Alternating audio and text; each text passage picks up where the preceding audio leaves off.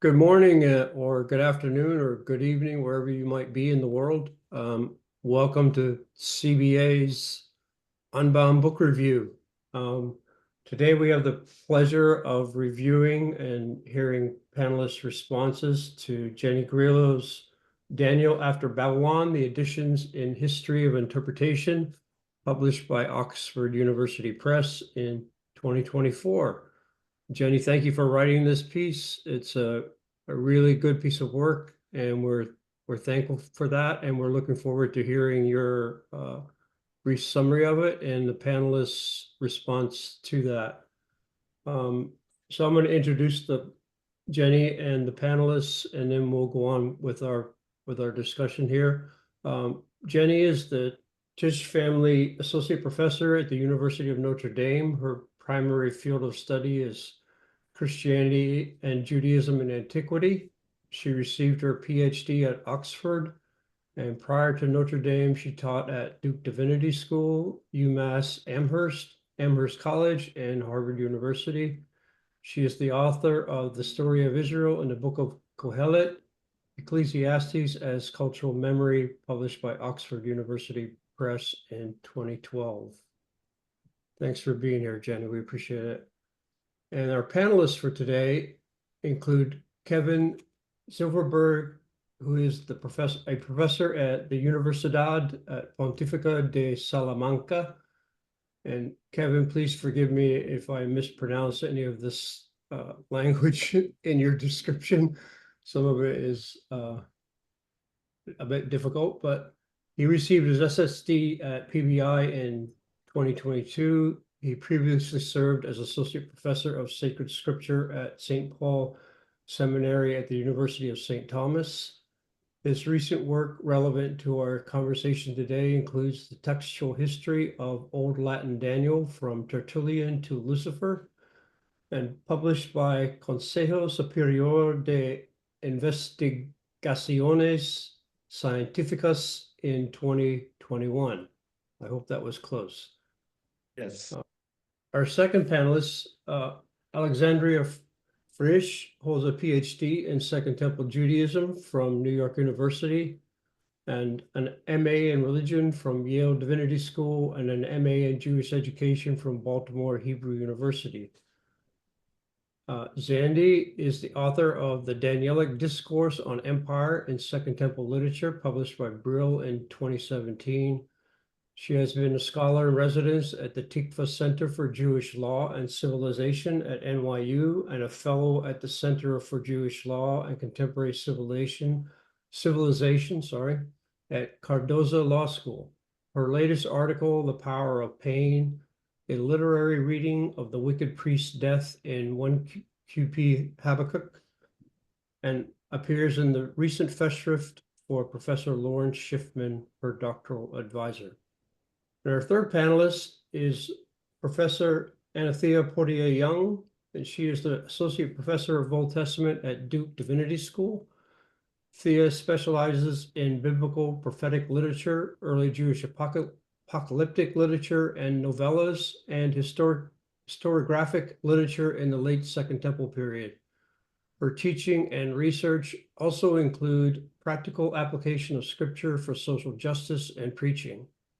Her current research examines biblical prophecy through the lens of embodiment, including embodied cognition, religious experience, materiality, affect and emotion, and embodied reception.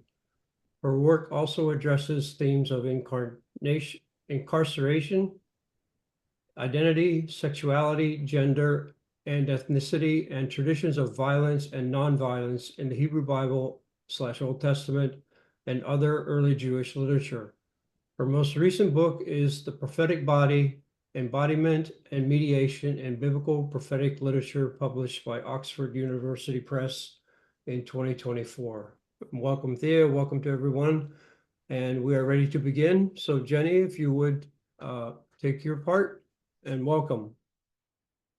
Thank you very much. Thank you, Archie, for that introduction, and to you and Josh for organising this. And thank you so much to all three of you panelists. I'm really grateful for your attention, for reading the book, and for giving up a bit of most of a January morning, which is a hard time of year. So I'm very grateful. Thank you so much. Maybe I'll just say a little about how I came to write this book and what I was hoping to do with it. Way back, embarrassingly long ago, in something like 2013, Dave Linscomb and Michael Law told me about this new series they'd imagined for OUP on the reception history of the Apocrypha. And they asked me if I was interested in doing the additions to Esther. And I said that was way too much of a text critical project for me. But I said that I was interested in doing the additions to Daniel. And partly what drew me to the additions to Daniel was, as it happened, the very first thing that made me interested in learning Hebrew as an undergraduate was reading the poetry of Christopher Smart, the 18th century English poet who was famous for writing his poetry on the walls of his cell. He was incarcerated in Bedlam. But he was greatly influenced by the additions to Daniel, in particular by the Benedicite of chapter 3. He made a prize-winning translation of that from the Hebrew. And reading it at the time as an undergraduate studying 18th century nature poetry, Smart's nature poetry struck me as nothing like any of the other nature poetry of the 18th century. It was participatory, and it had this representational quality, which I didn't recognize in anything else. And I didn't realize at the time that that was because it had a liturgical source in the way that all nature is represented and participates in the Song of the Three. But for me as an undergraduate, that was just a window into a totally different literary culture, but a window that opened from 18th century English poetry out of the reception of the additions to Daniel. Another reason I wanted to write this book was that I naively thought that it would make me competent in late antique and medieval Christian and Jewish biblical interpretation. And it didn't at all, except in a very few areas where I had a lot of outside help, like writing the first chapter on book history, or I had a lot of help from Rare Book School folks at UVA. Mainly, I just learned how much area expertise there is to acquire and how there are no shortcuts in doing reception history. In terms of what I was trying to do with the book, I very much didn't want to write a sort of extended encyclopedia article and just catalogue chronologically all the reception of the editions.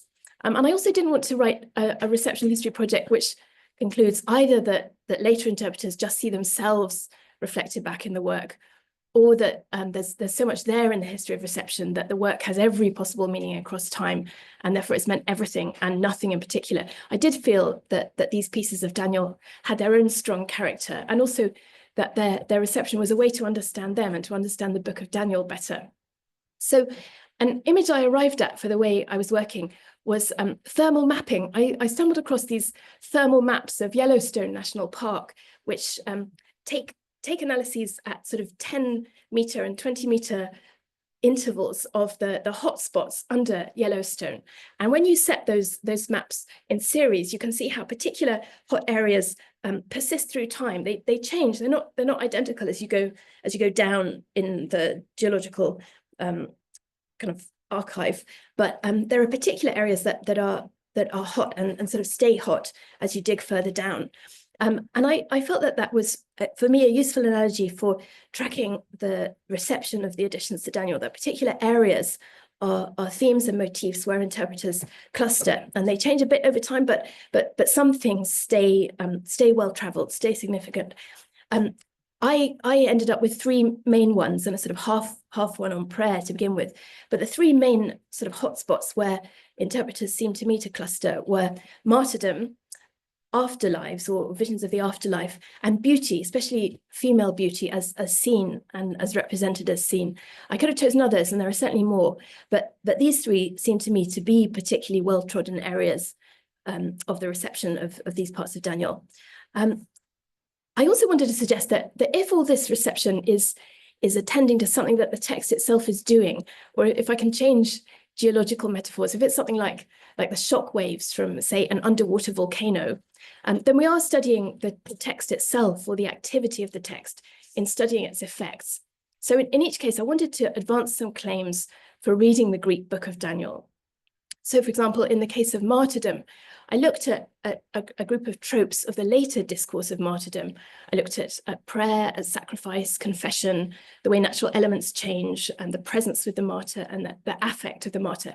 And I suggested that those later tropes in martyrdom discourse actually found their roots within Greek Daniel, so that later martyrological construals of the tales were working with the grain of the expanding Daniel tradition.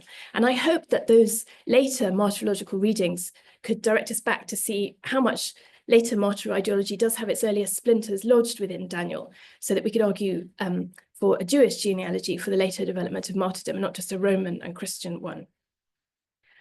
And I also wanted to try and show how, at its best, the onward thread of the reception of Greek Daniel is continuous with the ways that these editions, the Greek editions, sort of spool out from the earliest Hebrew and Aramaic material in Daniel. So in the next chapter, my chapter on afterlife worlds, I was trying to show that just as we get a developing interest in the afterlife in the Hebrew editions to Daniel in the second half of the book, we get that same kind of development of interest in the afterlife in the Greek editions. They take their interests in a different direction to the later Hebrew material, but they're both reading an afterlife potential in the Aramaic tales, which we might not pick up on if we just read the Aramaic tales on their own. So I looked at some of my favorite sources are in this chapter. I looked at especially medieval sources, which use the editions to explore ideas of hell and its harrowing, of interim spaces like purgatory and paradise.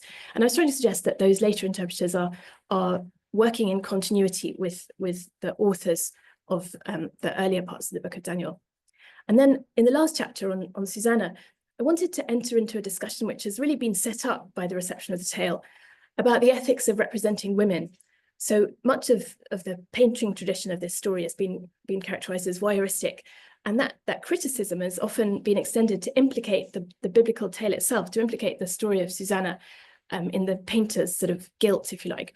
So I examined a series of moments in that story and its representation in painting. And I wanted to argue that the text itself, and particularly Theodosian's recension, pushes back against the voyeurism of the elders. And so I looked at some of the painters whom I thought successfully captured that pushback. I looked at Tintoretto's attention to Susanna's own subjectivity, or at the way that Rembrandt echoes the text's critique of the voyeur, or the way that interpreters like Pseudo-Chrysostom show us Susanna defying shame, as I think the Greek text shows her to us. And then the last thing I did was to write the opening chapter, giving a material history of the editions, because by the time I'd spent all this time looking at their reception throughout centuries of mainly Christian, but also Jewish use, it had come to seem totally anachronistic to me to call them additions to Daniel, rather as I'm afraid Apocrypha in the series title does, just because there's this great weight of testimony in that Christian reading and occasionally in Jewish reading, that these are simply parts of the book until they're chopped out. And even after that, they're hard to shake off. So that was how I went about writing, what I was trying to do, and some of the things that it seemed to me that I found. And I'm looking forward to hearing your thoughts on that. Thank you all. Thank you, Jenny. Appreciate that very precise summary. Kevin, we're going to turn to you for your comments on the book. So I hand it over to you now. Thank you, Archie, and thank you, Joshua Scott, for inviting me to participate in this panel. It's an honor to be among such talented scholars here. The informed reader can deduce a great deal about an author, her research methods, her thoroughness, and the breadth of her engagement with the topic from her footnotes. Dr. Grillo, your footnotes speak well of you on all these counts. I found them to be a helpful complement to the main text. You took on the challenge of an interdisciplinary study and accordingly ventured into plenty of subfields of biblical studies as well as scholarly literature about patristics, art, and whatever else shed light on your topic. Reading the book, I was never left wanting a footnote. You have meticulously documented your work and provided points of departure for those who wish to delve deeper into a topic. The footnotes are numerous, but not bloated, with brief comments judiciously added when necessary. In fact, the footnotes appear less numerous if we consider that Grillo's prose ends on page 139. This is a short book for the breadth of the topic. Those of us who direct research and edit books have all seen research dumps in which the author blathers on about every detail that he did or didn't find. Daniel after Babylon is the opposite. Grillo has done us the favor of condensing her ample research into a short, engaging book. I won't go on any longer about the footnotes. I'm sure that our listeners would like me to focus on the content supported by those notes in light of the 3 questions posed to this panel. The formulation of the first question surprised me. It is, how is reception history useful to the study of biblical literature? Excuse me. Which, at least to my ear, suggests that the study of biblical reception history is not part of the study of biblical literature, or at least that it lies at the periphery of that endeavor. My initial response is, the study of the reception of the biblical text is part of the wider field of biblical studies. So it is not so much useful to the study of biblical literature as it is the study of biblical literature. To be fair, the study of the text reception is a step removed from the text itself. I suspect that the question has to do especially with the potential usefulness of reception studies for biblical exegesis, wherein the scholar ascertains that meaning of the biblical text intended or expressed by its human author. Creative recipients of the biblical text, especially those chronologically nearest its authors, sometimes keep alive a dynamic present in the text. Grillo writes on page 34, joining the Tales collection to the visionary later chapters of the book, these later editors placed a hagiographical frame around the old stories of faithfulness in the face of death, unquote. In other words, reception of Daniel 1 to 6 in light of the 2nd century BC Maccabean crisis is already embedded within the proto-canonical book. So, as Grillo says, as the stories of Daniel and the rest spooled out through time, the martyrological telling of their tales took hold, unquote. Persecuted early Christians were able to draw on their own experience of suffering and martyrdom to continue the same dynamic of receiving the book of Daniel, now expanded by the additions. Grillo identifies 6 leitmotifs in the additions to Daniel as, quote, a book of martyrs, page 35. She actually ran through these in her introduction. Prayer in the place of danger, sacrificial death, the martyr's confession, the change in natural elements, the presence of a divine companion, and affect, or the hot love of martyrological exegesis. These topics are worth studying in their own right, and this study of reception can even be useful to the biblical exegete. Even more obvious is the importance of the biblical text for interpreting Jewish and Christian experience, which then has the potential to shed new light back onto the biblical text. Grillo's book has given me the context to better understand the celebration of Jewish martyr Isaac de Castro Tartas, a relative of mine, whom tragically the Portuguese Inquisition burned alive at the stake in 1647 on the charge of Judaizing.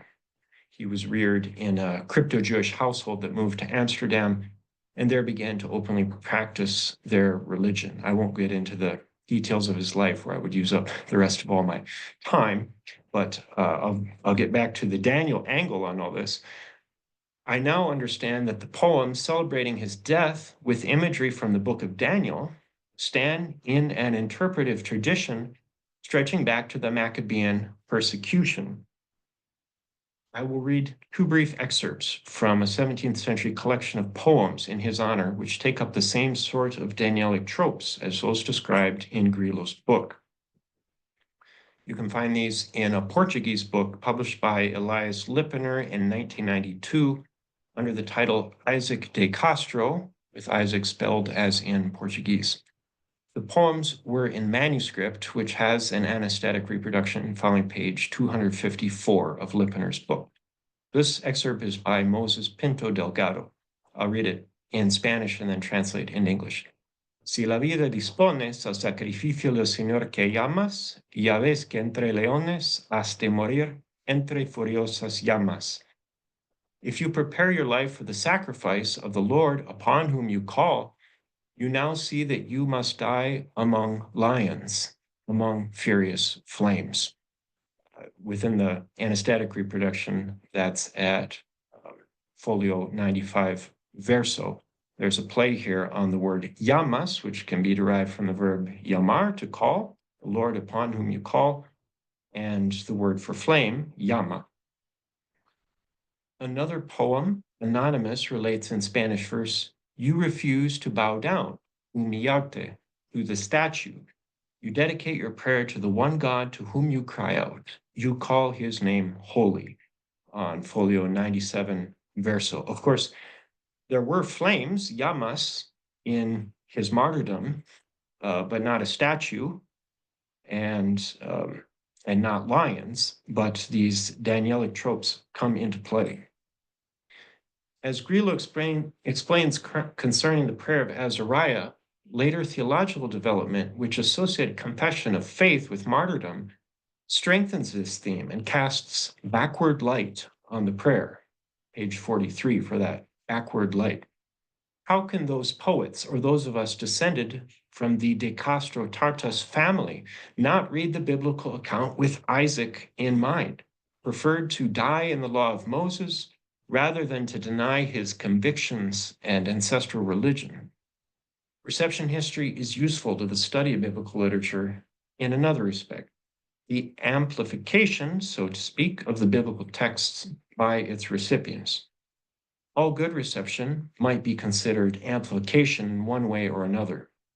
Of course, distortion of the biblical text is also a possibility, or some mixture of amplification and distortion.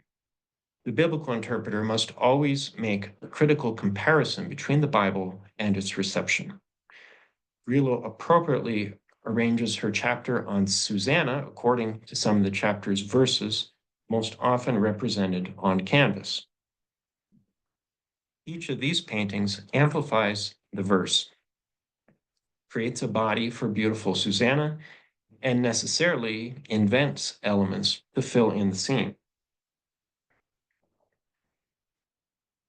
I do see the possibility for the viewing of these paintings to enhance one's study of biblical literature.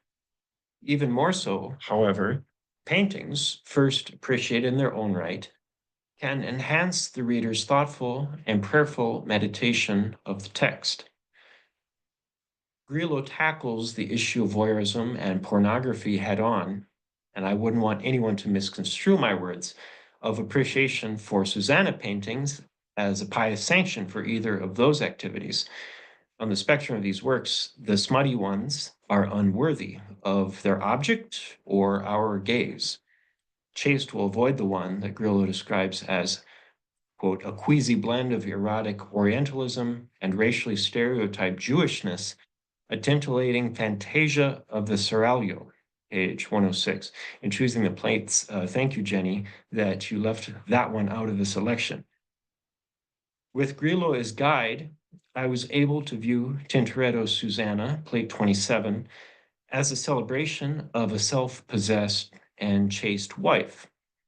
I was able to feel anguish for Susanna in the rare depiction of her by a female artist, Artemisia Gentileschi, plate 35. By the way, I chose a picture of Susanna in the Orans position for the cover of my book, which Archie mentioned at the beginning on the textual history of Old Latin Daniel. Indeed, viewing the painted Susannas inevitably affects one's reading of the story. So to the question, does the book of Daniel look different when read with these additional sources? I say that it does. The paintings force us to stop at a point in the story and better appreciate it. The artist's creativity opens new ways to imagine and interpret Susanna and her story. It casts backward light on the story.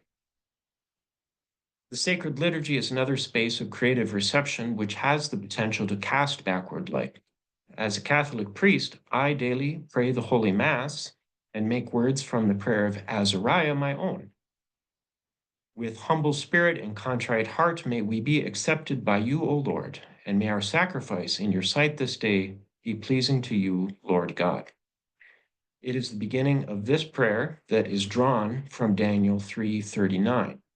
Although Grillo does not take up this particular liturgical reception, Her book has influenced and enriched my prayer. I now have a sense of being out of time when I bow down and pray that prayer, sotto voce, at the Mass. Just as the prayer of Azariah and the apparently interminable Benedicite canticle open a seam in the text for a taste of heavenly eternity. To use the author's words about the fiery furnace, the lion's den, and Susanna's garden, it is a portal, quote, opening out to worlds beyond death, page 67. To use another of her turns of phrase, my priestly footsteps join innumerable, quote, clustered footsteps, unquote, of priests of the Roman Rite.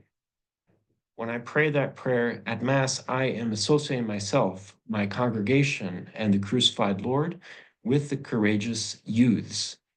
The same goes for the Benedicite, which we frequently recite in the Liturgy of the Hours. I'm now better able to relish its repetition and length, as if transported through that portal to a heavenly other world where the holy ones praise God without ceasing. That liturgical experience, in turn, informs my reading of the biblical text.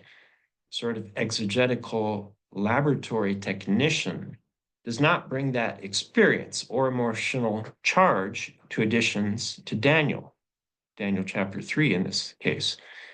I suggest that the one who prays with those texts stands a better chance of succeeding in interpreting them within their original context. I conclude by congratulating Dr. Grillo on this excellent book. I have already submitted a written review of it for the journal New Ressourcement, which should appear by the end of this year. This panel provided a welcome venue to engage the book within the framework of the 3 questions posed to us. Thank you. Thank you, Kevin. Those are some very good insights, personal and on biblical reception. It should lend a good voice to our discussion when it comes. Zandy, I'm going to turn it over to you now for your comments. Thank you and welcome. Thank you. And I want to thank the organizers again for having me be here. And it was a good excuse to read a great book over winter break. So I'm going to actually begin with something I do with my students, because I imagine many of you are beginning a semester of teaching right now.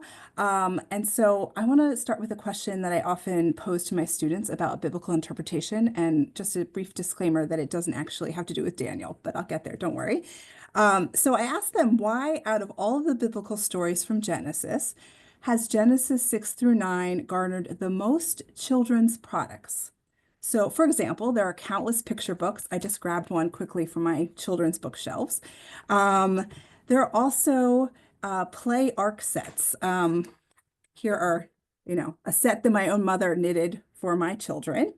And I imagine that many of you are familiar with the Arky Arky song.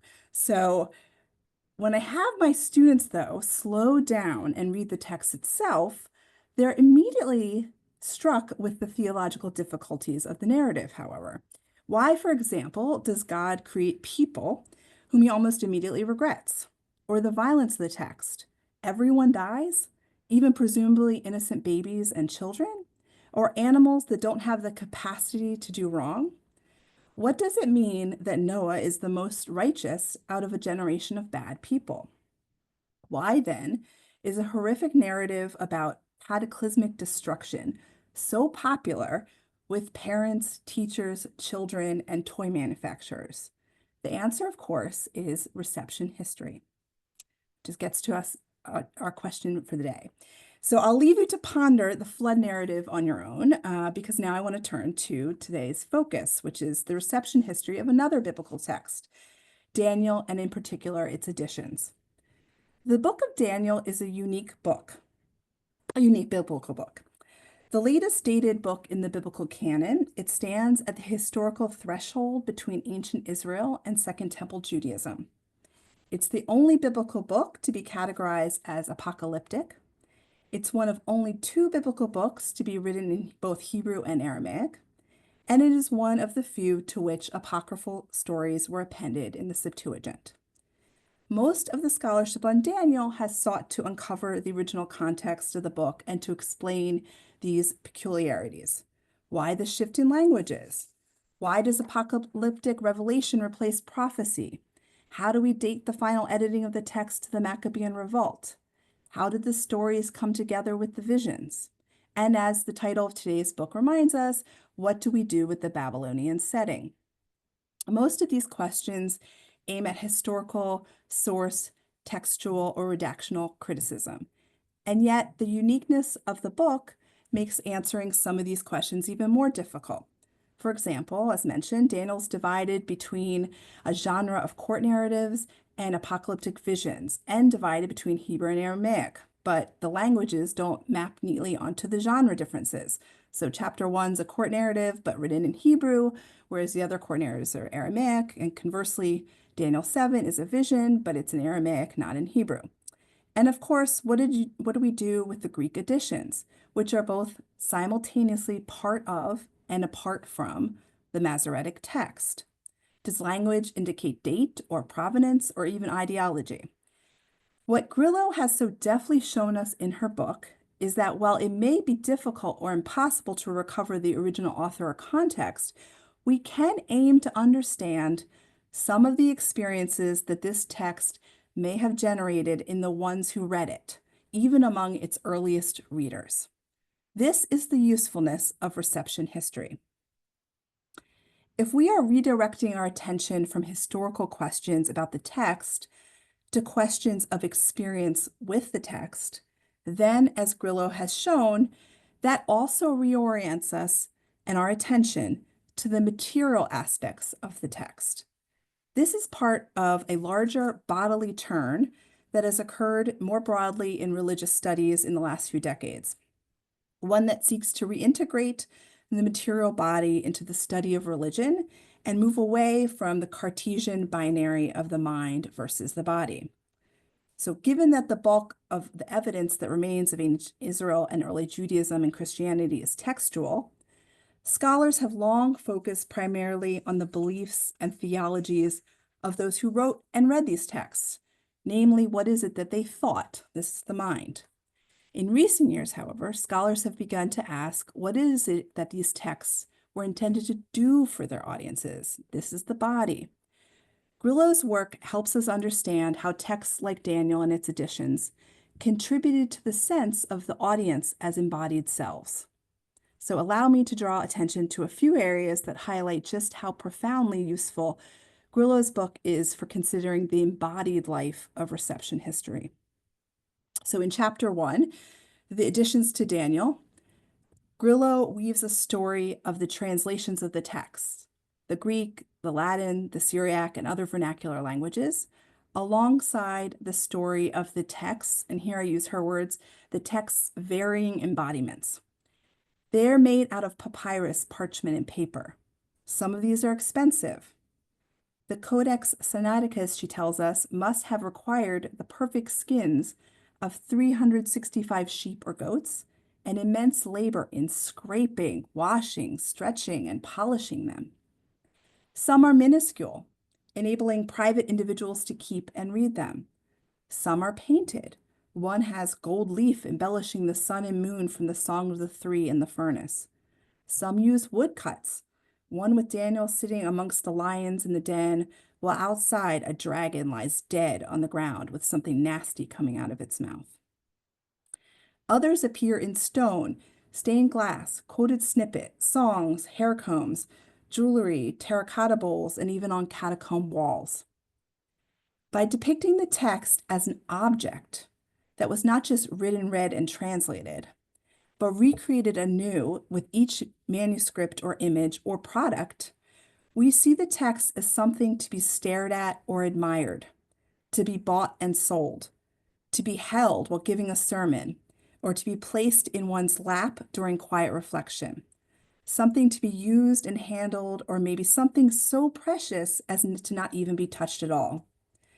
We come close to feeling how these early readers experienced Daniel, his friends, and Susanna. Most importantly, it underscores the fact that how we experience the vessel of the text affects how we experience what's in the text. This is exactly the progression of Grillo's book, as she then turns to the ways the texts themselves are understood by readers. Not coincidentally, she uses embodied language to describe her focus in chapters 2 through 4. She writes, traveling across times and places, the additions to Daniel left their footprints across languages and cultures. The footprints can be tracked and are identifiable in the way they have clustered around 3 places of meaning: martyrdom, the afterlife, and the act of seeing beauty. For the sake of time, I'll restrict most of my remarks to martyrdom. In a move that I would argue is quite similar actually to the reading of the flood narrative I mentioned earlier, the reception history has taken a trajectory that in some cases contradicts the narratives themselves, or seems to contradict them.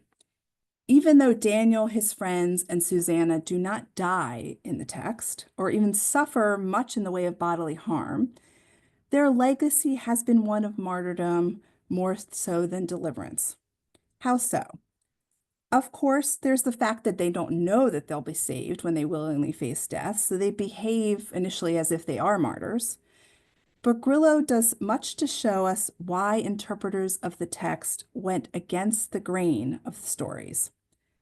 While she attributes this mainly to features distinctive to the editions that contributed to this construal of Daniel as a book of martyrs, she also does much to show how interpreters viewed the realities within the stories in light of their lived realities outside of the stories. Take, for example, the prayer of the friends in the fiery furnace. It becomes a model for other martyrdom prayers. For example, a 12th century chronicler remembered the massacre of 32 French Jews on the charge of blood libel in 1171 by way of the prayer sung by 3 of those murdered Jews, rabbis who had been burned at the stake. Likewise, the 3 friends' prayer becomes efficacious, thought to stop real threats. Paulinus of Nola, a Roman from the 4th century, prays to his martyred friend to stop the Gothic invaders. The prayer also becomes ritualized. 20th century Galician Holocaust survivors in Brooklyn stage a yearly theatrical Purim play in which the 3 friends merge with victims of the Holocaust in reciting the confessional prayer. In these examples, I would argue that readers with their real feelings of pain, fear, suffering, hope, and worry are reaching into the text and using it to make sense of their real experiences. Yet the reverse happens as well. The text affects the world. Grillo introduces us to the medieval European trend of reading Mary as the angelic figure who saves the 3 friends from the fiery furnace. In one 6th century version, a Jewish child who has taken Eucharist is rescued by Mary from the retribution of his angry father who sought to burn him alive. It does not take much of an imaginative leap to see how these interpretations contributed to the blood libel mentioned earlier. And indeed, Grillo does not shy away from accusing the interpreters of repurposing, quote, tropes of martyrological literature into a queasy confection of anti-Semitic anxieties and fantasies, giving narrative form to the false accusation of host desecration and its intended and real violent reprisals. In chapter 4, Grillo gives us another example, one in which the figure of Susanna is adopted by a Roman martyr from the 3rd century who was beheaded for refusing to marry the son of an emperor.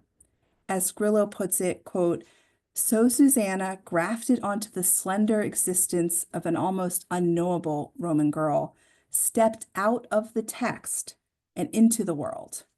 In these 2 examples, the stories inspire human action, either to violence or to resistance. Let me wrap up here. Biblical texts are not disembodied thoughts. Reception history reminds us of this. It reminds us of the centuries of bodies that have passed the text along and shape them into different physical forms to engage with them in different ways. It highlights the uniquely human backdrop in which we have and continue to study the Bible. And it reminds us of the embodied encounters with the text that generated enduring meanings. But one final significant note. It's important to remember that these aren't necessarily meanings that are invented from whole cloth. As Grillo articulates, these encounters with Daniel and the additions expose what is already latent in the texts themselves. Reception history allows us to witness for Daniel, the friends, and Susanna what she calls the sometimes unimaginable flourishing of their own earlier selves. But it also allows us to see the flourishing of our own selves, what resonates with us in Daniel and the additions. As we encounter these texts, we too are part of reception history, part of those footprints that cluster around Daniel, his friends, Susanna, drawing an innate connection between antiquity and our own present diverse world. Thank you. Thank you, Sandy. You make some very interesting points that's going to add to the conversation, I'm sure. And Jennie, I'm sure, is ready to jump in there soon. But first, we're going to turn to Thea, and Thea is going to offer her insights to the book. So Thea, I turn it over to you. Thank you so much, Archie.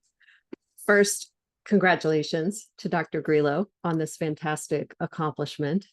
Second, this is a beautiful book, no fewer than 37 full color plates, feature artwork across a range of media, including gold glass bowls, a bronze censer, illuminated Bibles and psalters, early modern paintings, and more. This volume is a visual feast. Even the paper on which it is printed is a delight to the senses. And beyond this visual and tactile experience, the book is also beautifully written. Grillo's prose style is crisp, confident, and authoritative. It is also artful and playful. Each sentence arrests and captivates. Grillo's writing does far more than present the evidence for the reception of the additions to Daniel in a clear and engaging manner, though it does that. It instantiates the very interpretive patterns it illuminates, and in the process creates a point of entry for audiences to recognize their own participation in these interpretive practices and their own place in this rich interpretive tradition. You all have heard that panelists were asked 3 questions. The first was, how is reception history useful to studying biblical literature? The postscript to Daniel After Babylon highlights ways in which the history of a text's interpretation, whether through translation, commentary, liturgy, or art, helps to illuminate a range of meanings and effects to some extent already present within the text. In Grillo's words, each interpretation is, quote, part of the life of the work itself as it persists in time. The book of Daniel is from the start a living tradition, fluid, malleable, and participatory. I will say more about this a little later in response to our third question. Grillo's central insight is that the history of 4 themes, prayer, martyrdom, afterlife and other worlds, and seeing beauty in the reception of the additions to Daniel reflects the importance of these themes already in various ancient versions of Daniel, especially, but not only, Greek Daniel. And the study of reception history then helps us better see what is present in the text itself. I suggest 3 additional ways we benefit from study of reception history: through attention to difference, critical self-awareness, and handling with care. Reception history helps us to recognize not only what remains consistent across time and space, but also what is different.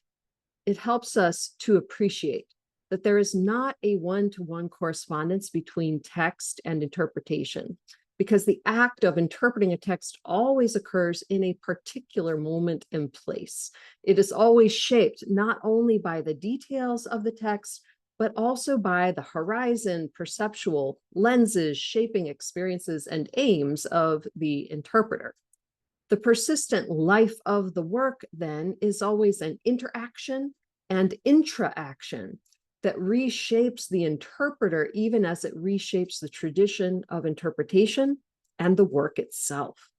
Studying reception history makes this very process the focus of attention, opening up our own roles to critical reflection and analysis. Grillo's book draws us into this dynamic as audience, as interpreters, as shapers of tradition, even as shapers of the biblical text. Although heightened attention to these dynamics for readers today is not the focus of Grillo's work, such awareness can open into metacriticism that allows us to explore the ethical dimensions of our creative, critical, and practical engagements with Scripture, whether we engage it as scholars, preachers, liturgists, artists, or laity. The resulting critical self-awareness can humble our certainties and produce in us a hearing heart that embraces true interpretive dialogue with those who bring to the biblical texts different cultural and experiential frames. Attending to the shifts in interpretive focus across historical moments and cultural frames can also call attention to dynamics of power, not simply in the text itself, but also in its interpretation. How has, does, and might a text like Daniel, and particularly its themes of prayer, martyrdom, afterlife, and beauty, empower those who have been dominated, exploited, marginalized, or objectified?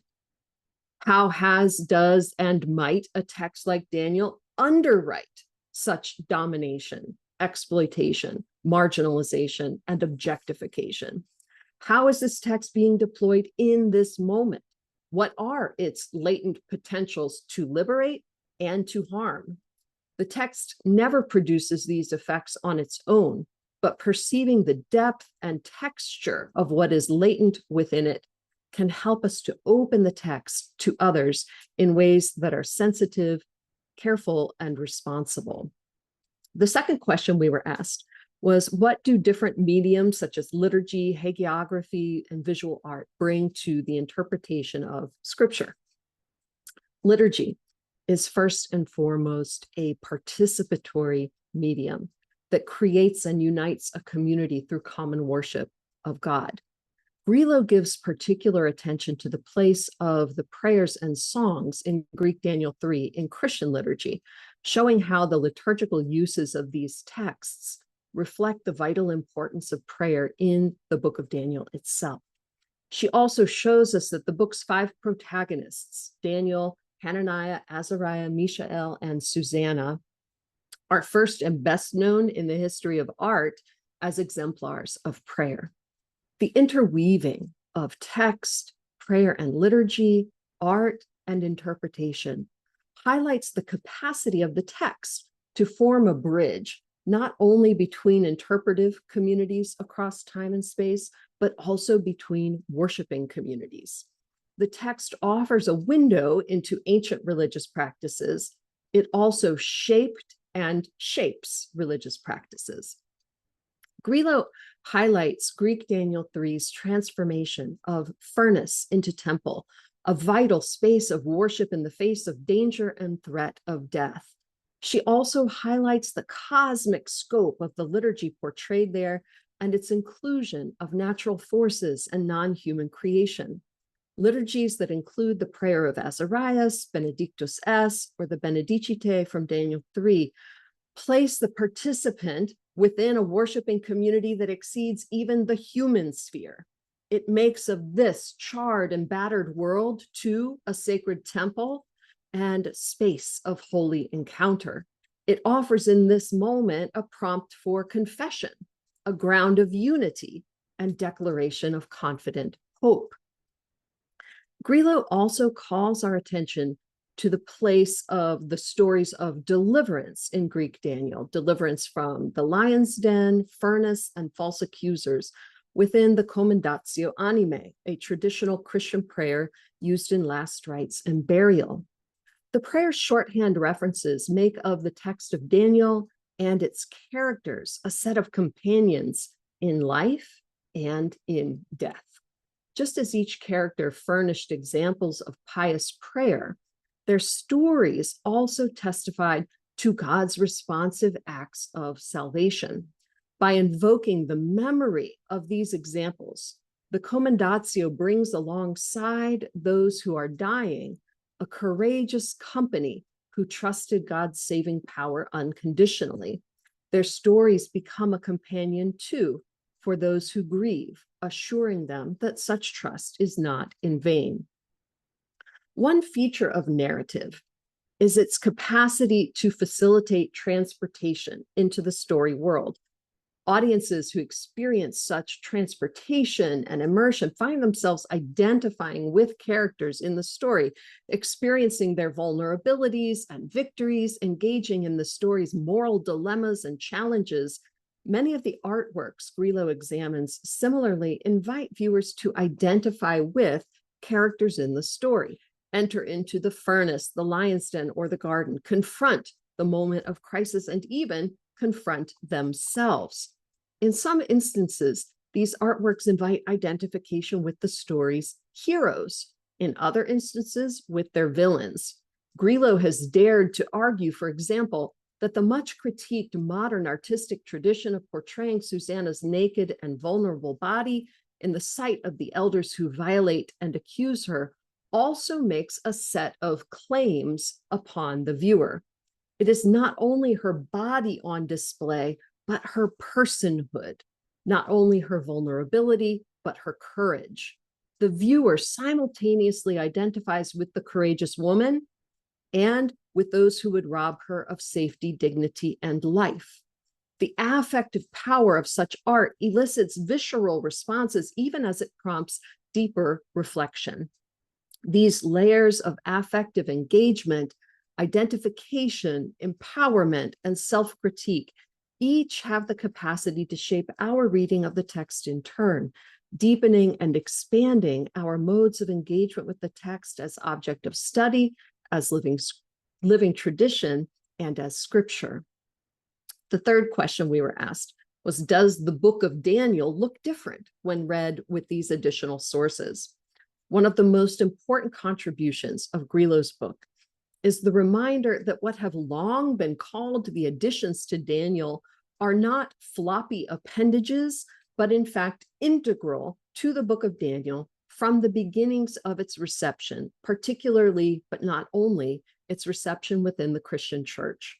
Grillo intentionally avoids discussion of the book's prehistory, but the processes by which diverse tales, prayers, and apocalyptic visions and discourses took shape around the figure of Daniel and his friends show Daniel to have been a pulsing, porous, and participatory tradition from the very start. The book was never exactly fixed, but fluid and pluriform even before the Common Era. The reception history Grillo surveys maps that very fluidity through time. If this literary work, as Grillo asserts, and I'm quoting, has an existence and itself that persists, that's the end, itself was the end of the quote, then a crucial part of the character of that self is Daniel's perennial invitation to creative participation and existential engagement in this vibrant and living tradition. The stunning clarity, erudition, and beauty of Grillo's volume make that invitation present and accessible for a new generation.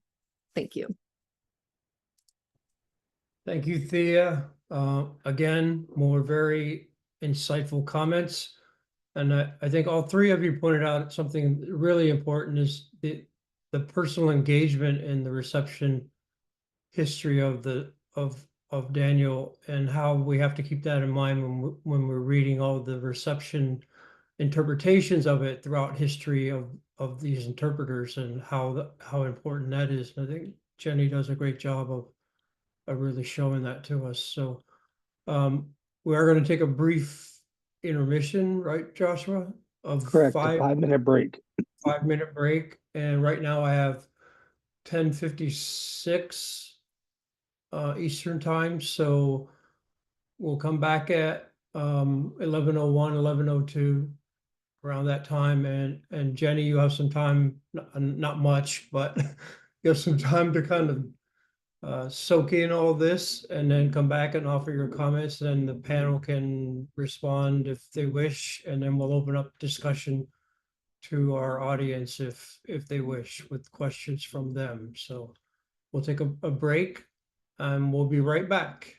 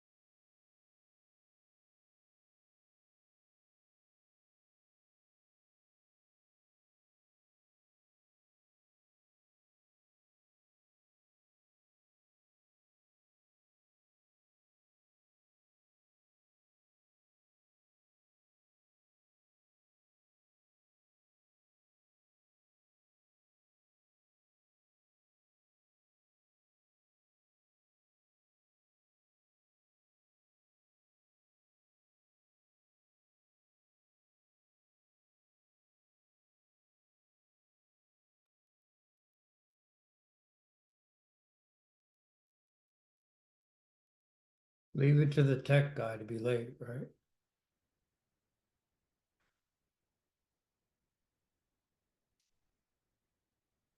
That was great. Really good comments, and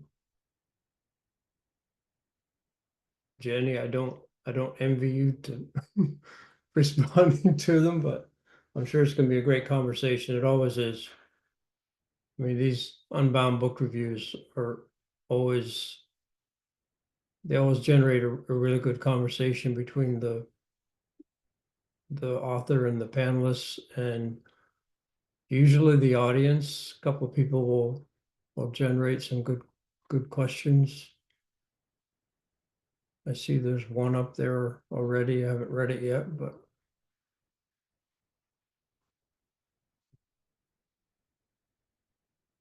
sorry, but we will have to wait for Joshua. Make sure that we are still live on Facebook though, so.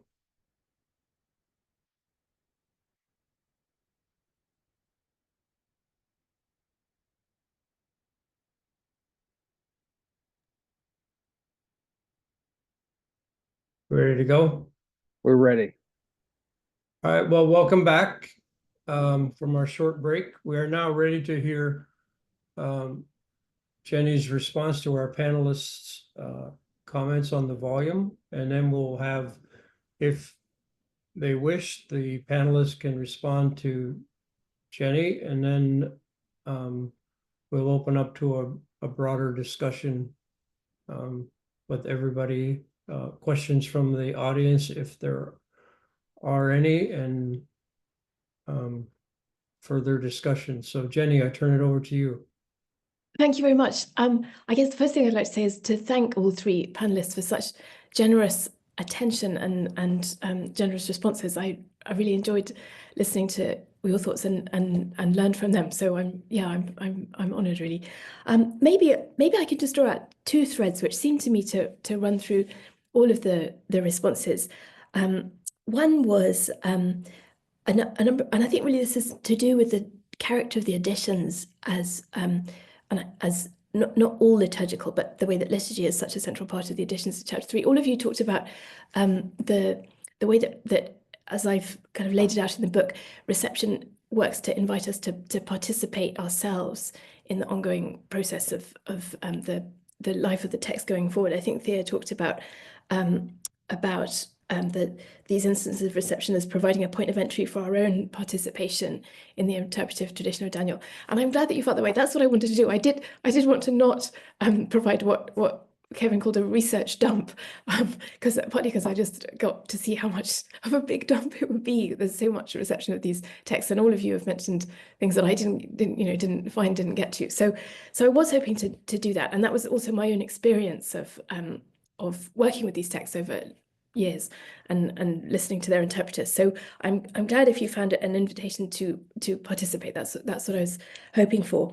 And I guess the other thing that I heard in one way or another in all of your remarks was the question which I feel that I didn't really ever tackle head on, the question of how we select among receptions and which ones are distortions and which aren't. I think that was a word that you used, Kevin, and Thea, you called our attention to the potential for acts of good and acts of harm done on the basis of biblical text. Zandy as well, you talked about the way that the reception of a biblical text, or the editions of Daniel in this case, doesn't just represent the flourishing of the characters, but also shows us the flourishing of our own selves, in that we bring something to it. And I guess I was aware writing it, and I'm aware thinking about it, that I don't ever really lay out systematically any kind of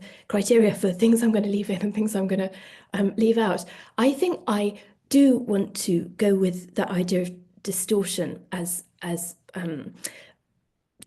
characterizing receptions that I guess in really straightforward language I would say were just less faithful to the text. I guess the Susanna chapter was the place where I did this most, discriminated between different instances of interpretation as ones which do further a dynamic in the text and ones which are a misreading, if you like, or read against the grain of the text. Sandy, you picked up on that phrase of reading against the grain in the martyrdom chapter, where I guess I'm saying that those who read against the grain in taking these characters as martyrs are right to do so.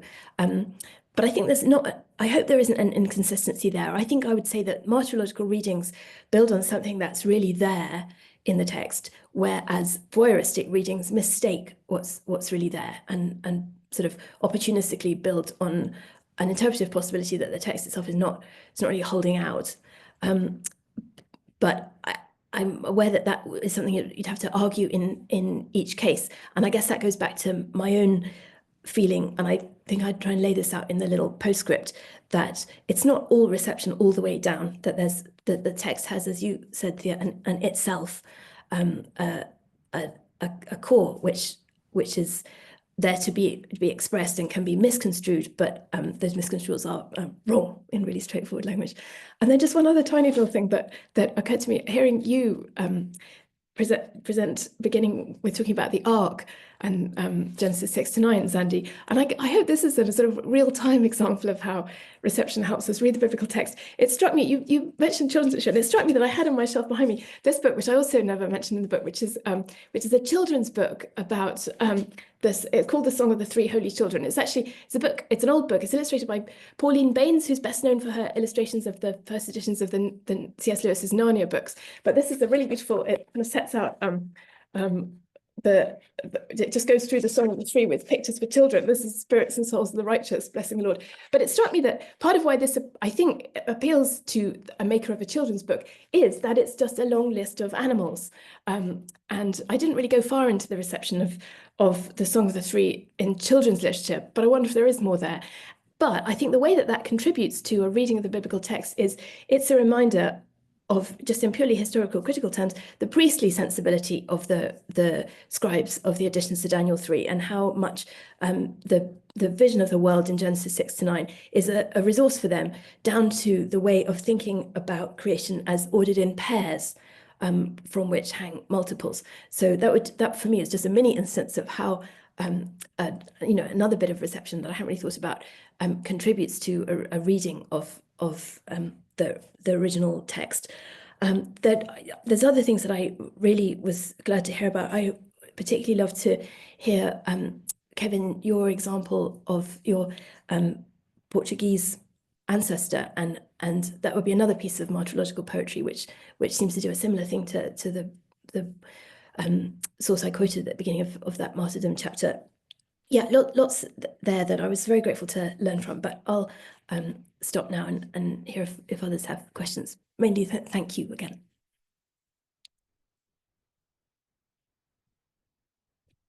All right, so panelists, if you wish to respond to any of Jennie's comments.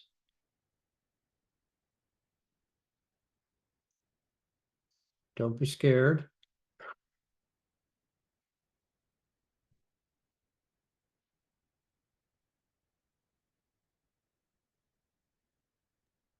As far as I'm concerned, we could take the questions from the chat. Okay. We want to welcome Joe Atkinson, who is at JP2 at Catholic University. Joe, welcome. It's good to have you. He's in disguise of Meredith Rice. I won't go into the long story of my problems with the Zoom, but yes, I'm not Meredith. So, Joe, you go ahead and ask your question, or? Yeah, okay. It is a very interesting discussion. Thank you, all of you, and particularly to Dr. Grillo. My question, I guess, has to do with meaning, subjective versus objective meaning. I think you touched on it, Jenny, when you talked about, you'd said that some interpretations in reception history go against the grain. And that would mean, therefore, that there has to be some objective meaning to the text by which you can evaluate whether something is corresponding to that meaning or not.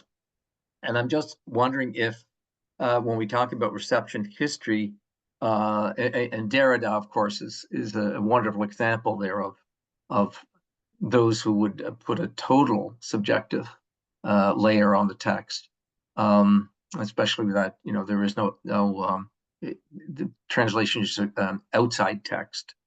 So I'm just wondering, how is there a way how does one,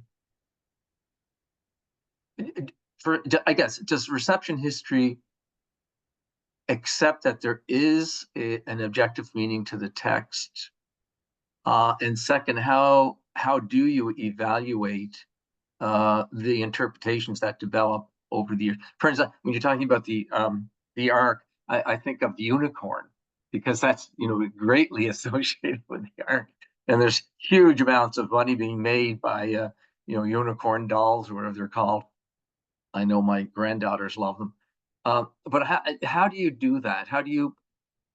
Should we preserve a core interpretation that has been somehow generally accepted or whatever, or do we just let that go?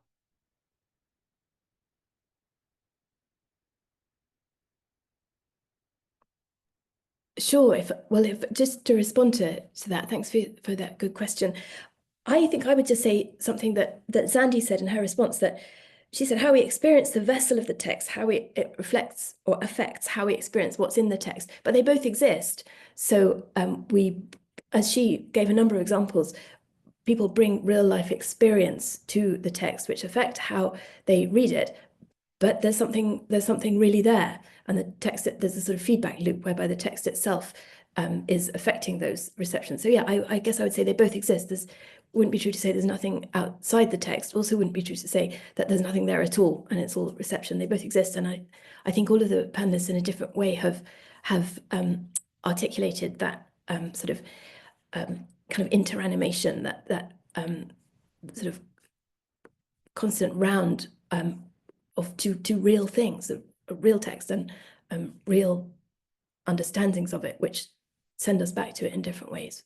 I don't know if other people would put that differently.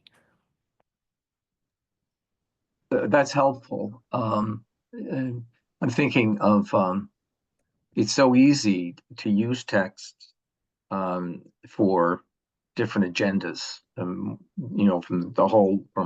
right to left or left to right. And I find the idea of the history of reception a very interesting and very fruitful concept, and it's exceptionally good. The problem, though, as I see, is you can examine and be able to discriminate, the history that's gone on, whether it's the Middle Ages or within certain communities and so on. But the question is, that's sort of like historical data that you can put together, and that's fine. That's you can see a lot there, but how do we then relate it in essence to an inspired text if we believe it has some type of meaning? Obviously, when people or groups of people at different times, they themselves are going to experience the text through their lenses. But there's also something in which the text needs to speak to us. And I don't think they have to be in conflict, but I do think there has to be some way of identifying an objective core, and by which you can say, no, you're using this for ideological purposes, or no, this really coheres with the text, and you've been able to show me something that I've never seen in a text before. Does that make sense? Yeah, that does make sense. And I guess for me, writing the book, there were a couple of things. One was the way that we do all the time in our exegesis. We think about whether particular proposals cohere with the self of the text as a readable, not a mute thing. You know, that Yep. this is a reading that I can see chimes with the text. This is one that I don't see where it connects with the text. That'd be one thing. And I guess the other thing I mentioned, having wanted to sort of track the footprints of readers across time and see where things particularly gathered. And for me, that did act as a sort of parameter. If so many people have read this text in context of martyrdom, maybe they're maybe they're onto something, because this has been there's such a well-traveled road. So that also was an indication for me. Yeah, no, that's very good. I'm also on the other time thinking of Lord of the Rings, and of course, when it came out, people were saying, "Oh, this is really about the atomic bomb," because everybody was worried about the atomic bomb. But Tolkien said, "No, it has absolutely nothing to do with that. He wasn't thinking that at all ever, and it was, predated in many ways, those events." No, that's very good when you have a group of people who, and particularly if they're disparate, they're different places, different times, and they're reading the text. And like with martyrdom, they're seeing that in there. And that can really, this is where I think the history of reception can be an incredibly valuable tool, because it gives us different layers upon layers of the meaning of the text. Thank you for your work. I really appreciate that. Panelists, please feel free to jump into this conversation if you wish. I was just going to add, I mean, I've spent so much time working on Daniel, so I don't know if I'm sort of blinded by Daniel and sort of thinking about other biblical books. And, and I think Jennie sort of brought this to the forefront with Daniel. I just was struck in the chapter on afterlives, like you both like have this great image for like a paradise and a garden, but then you also have like an image for burning hell, right? So like they're both in the text. And in my own work on Daniel, like I've said sort of similar things about, how they view empire, right? You can either, Daniel provides a pathway for living peacefully, or like, not peacefully necessarily, but like abiding by empire, or like defying empire. So, I mean, I wonder if partly this question of like, is there sort of some static meaning that, is there, and we sort of have to keep that in mind. Like Daniel is either perhaps like the best test cases or the worst test cases, because there's so much diversity within it, and then adding on the the Apocrypha, like it sort of provides all things to all people. So it's not surprising that reception history sort of can go in all these different directions.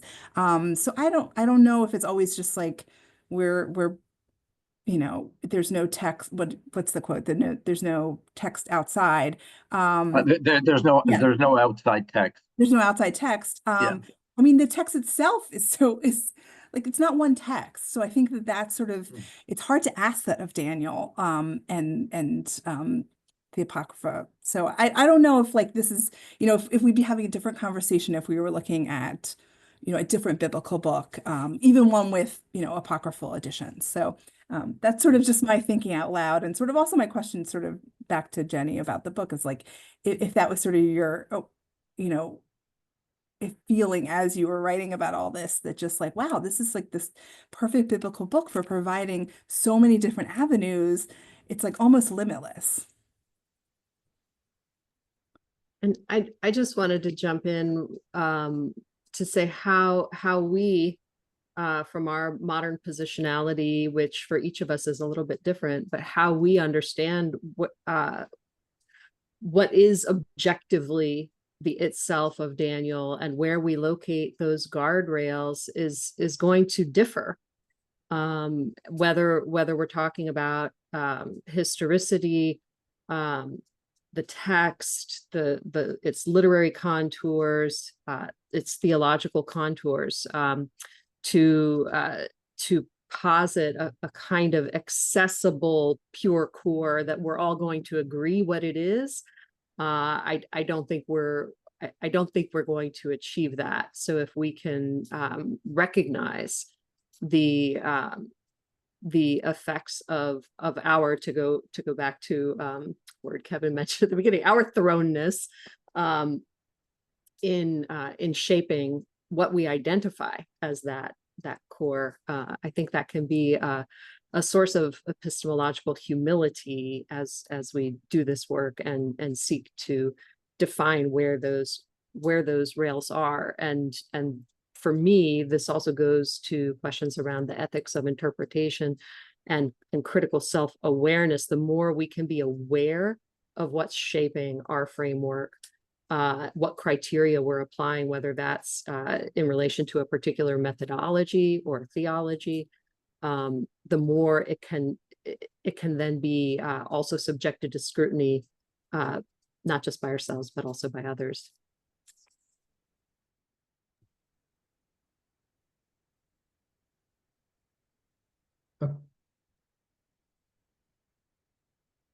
Okay, Josh is about to bring another member of our audience on screen.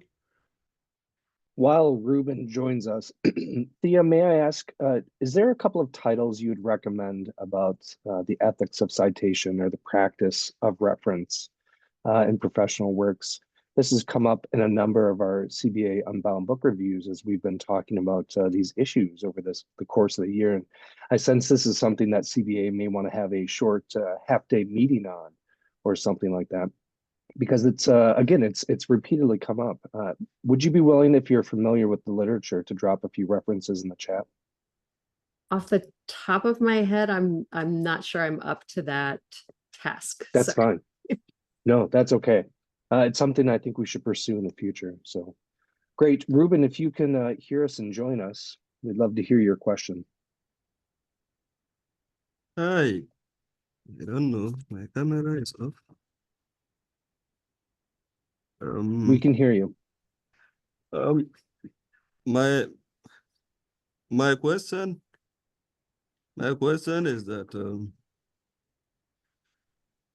what is the genre of the additions to Daniel, considering that the 1 to 7 of the Masoretic text are usually considered tales, 7 to 12 visions, but though the additions are not even in one place, in chapter 3, there is an addition, and then beyond there are. Where do we place the additions? What genre are they? And what does that do to the literary shape of the book? Yeah, thank you very much. That's a great question. And I think, I mean, what different people have talked about how our own assumptions and categories get unsettled by encountering receptions from, contexts that are not our own. And I think the question of genre in Daniel would be a great example of that, because people who receive it just don't seem to work with the categories of genre that we do. So Susanna would be a great example. It's put in different places in different ways of collecting the book of Daniel. Does it belong to is it before chapter 1? So it's more like the tales. Does it belong after chapter 12? So it's more like a vision. To us, it doesn't read anything like a vision, and yet Codex Alexandrinus will put it within its own division of the book into visions. So Susanna's a vision in Alexandrinus. And I guess to us, the additions in chapter 3 look different generically from chapter 3, but to the scribes who made that form of the book, they must have seemed to belong there perfectly. So there isn't this separation between a tale and a prayer. They belong together. So I guess I slightly want to resist the question and say, good question. Maybe our thinking about genre is a function of our kind of modern scholarly location, more than something that has to arise from the book in exactly the forms that we want to insist on it. Okay, thank you. Anybody wish to jump in on that?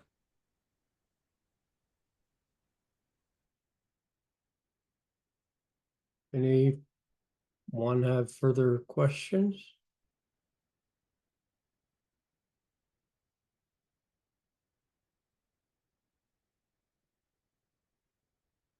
No? Well, if there are none, I think, we've raised some really good points in our conversation about, the reception, and three things come to my mind about, the personal engagement that all three of our panelists and Jennie raised. Oh, I have a question. See, if I talk on, they'll pop up.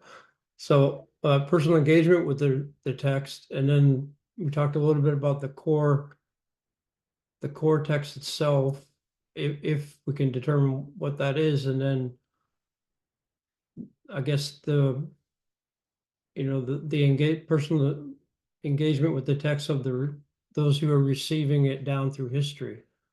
How does that affect their understanding of the text and what their interpretation of it is? So I think there's a lot of things that affect that. A lot of questions still to answer for that your book has raised, Jennie, and that this discussion is raised about reception history, period. Not just about Daniel, but about, the whole idea of reception history of text, and especially with personal engagement. I mean, that's something that's really, really important. So Charles Hughes Huff, Charles, would you like to join the screen with us and ask your question?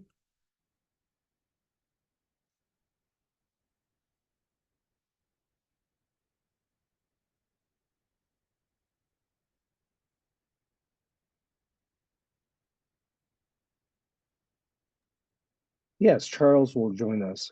Thank you for your patience.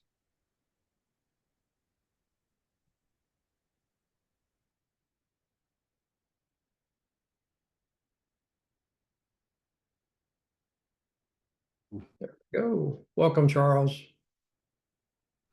Hello, sorry, I didn't realize what a process that would be, but thank you very much, both for your book, Professor Grillo, and for the excellent panelists on this. It's been very enjoyable. I was typing really fast to get my question in before Archie cut us all off, but I'm trying to still formulate it, but I'm just curious how you see this as a kind of methodology. You've done something very specific, very concrete, and very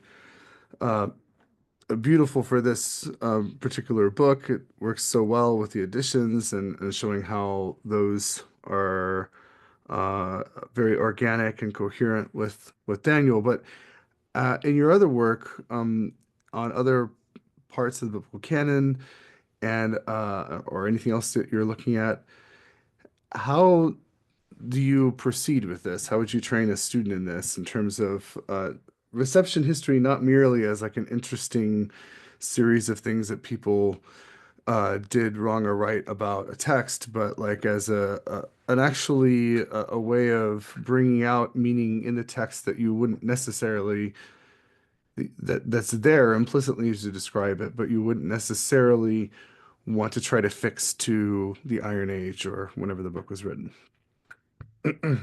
Yeah, sure. I guess, thanks for your question, and good to meet you properly. I guess one thing I would say is I never want to do anything like this again.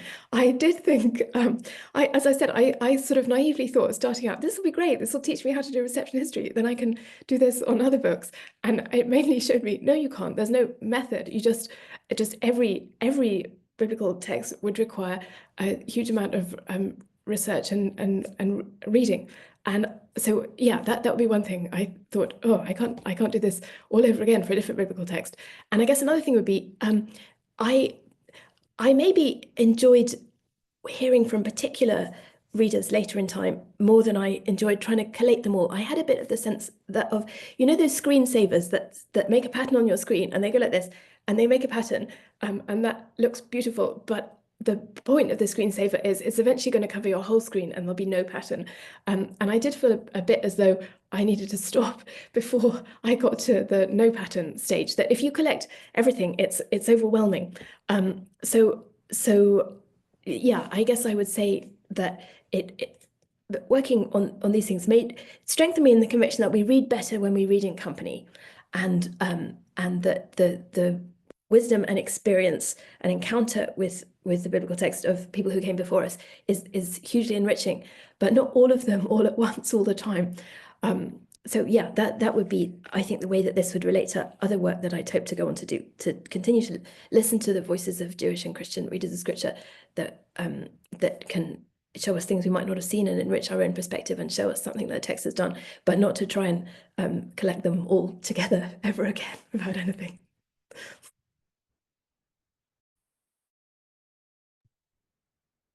Anyone else want to respond to that?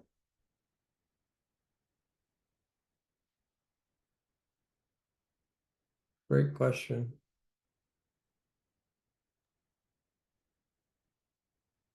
Oh, got another question in the chat. Brandy Stritchfield. Want to join us, Brandy?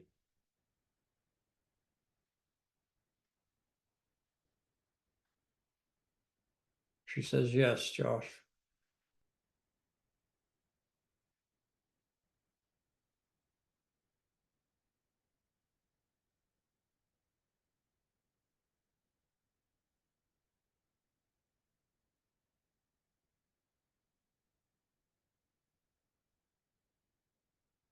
Sorry, I didn't realize my video was completely covered up there.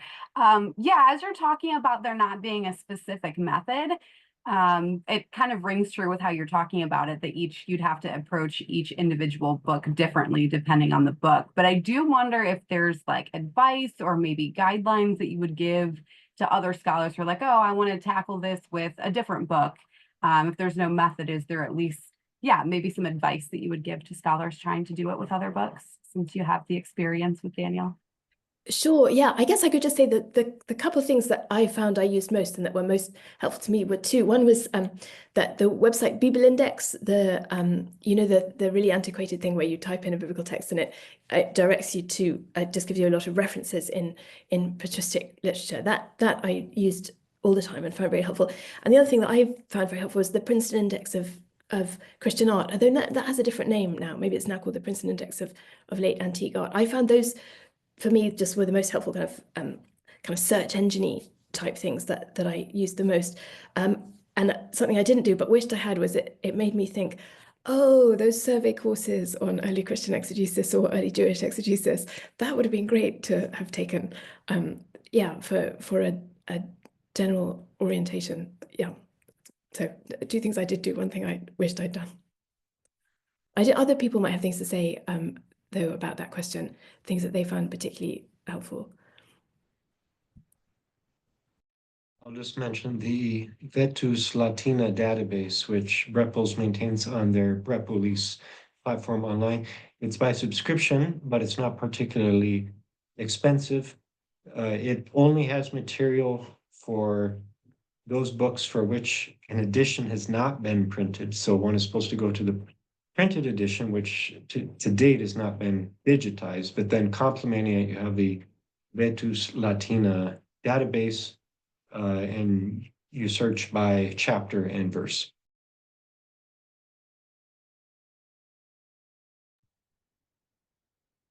Anyone else? I had a question for Jennie. I noticed you only occasionally came forward to our contemporary period. And I wondered, was that just a matter of preference, or was there an intentional kind of programmatic decision involved there? What guided that choice? So a number of things, not including either of those, is just how far I got before I thought I have to stop now. And so, yeah, I guess I started doing the work for this book in a much more systematic, I'll try and collect everything and then figure out what are the patterns kind of way. And as I went on chronologically in my research, and also as the real chronology of real life went on as well, and I thought, I've been working on this so long, I just never carried on with that. I'm going to look at everything beyond the medieval period, really. So that was partly why, and therefore the things from later periods that ended up being in the book are more things that I had come across or started with, like Benjamin Britten. Yeah, so it just wasn't the result of a systematic search in quite the same way. But I guess, and this is a bit of an after the fact justification, I guess, though, I was interested in periods where, and this I try to lay out a bit in the chapter on the kind of material life of the text. Once you get into the modern period, it's more of a question of preference. So Bibles with the additions are everywhere, Bibles without the additions are everywhere. It's no longer the case that the additions sort of are what you encounter when you encounter Daniel, as they were, say, in the medieval period. So yeah, that seemed different about the modern period, that you weren't any longer so much dealing with like a whole community's experience of the editions. It was just all a bit more fragmented and broken down and driven by different forces. But yeah, but that's an after the fact justification. I mainly just didn't get there. All right. We are going to have to end it here. Let's all thank Jennie for writing this wonderful book and for allowing us to present it for plural. Congratulations, Jennie. Thank you all very much indeed. Also want to thank our three panelists, Kevin, Andy, and Thea, for doing this work on and taking the time out of their schedules to be a part of this and to offer such great comments and interaction and discussion in the panel. We also want to thank our audience members who joined us, Joe, Charles, and Brandy, and Ruben, with their questions. We really appreciate it. To take the time to, and also our other attendees. I think we had like 31, 32 people who were on screen, and also there's some that were on Facebook watching as well. Next week, we had a schedule with Rafael Rodriguez, an Unbound book review that unfortunately we're going to have to reschedule due to unforeseen circumstances, and Josh will be sending out an announcement about when that will be.